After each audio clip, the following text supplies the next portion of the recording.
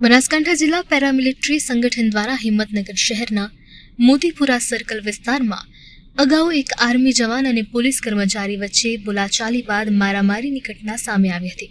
આ ઘટના ટ્રાફિક નિયમને લઈને બની હતી.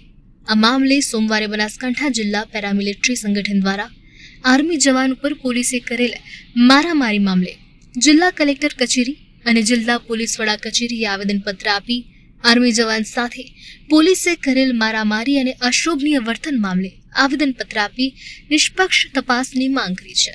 જય હિન્દ. આજે બનાસકાંઠા જિલ્લા પેરામિલિટરી સંગઠન દ્વારા હિંમતનગરમાં આર્મીના જવાન સાથે જે અશોભનીય કાર્ય પોલીસ પ્રશાસન દ્વારા કરાયું રહ્યું છે એના ઉલ્લેખમાં અમે બનાસકાંઠા જિલ્લા કલેક્ટર સાહેબને આવેદનપત્ર આપ્યું છે. અમે અમારા સંગઠન દ્વારા અમારી માંગ છે કે આ જવાનને યોગ્ય ન્યાય અને નિષ્પક્ષ જાંચ થાય. જય હિન્દ, જય પેરામિલિટરી.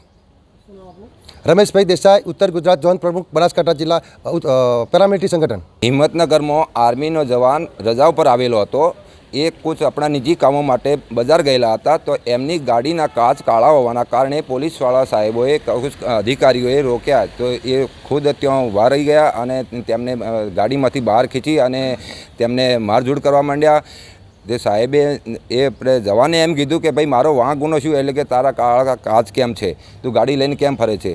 તો એ બાબતમાં અફરાતફરી ત્યાં થઈ અને ત્યાં જવાનને મારપીટ કરવામાં આવ્યો અને ઢોર માર્યો છે. બહુ સખત મારવામાં આવ્યો છે.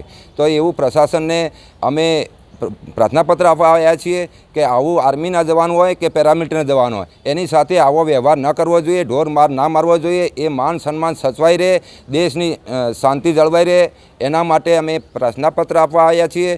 કલેક્ટર સાહેબને કચેરીએ મેં પ્રાર્થનાપત્ર આપ્યું છે અને આગળ આવી કાર્યવાહી ન થાય, બીજો મોકો આવો ના મળે એની અમે આશા રાખીશું. જય હિન્દ, જય ભારત.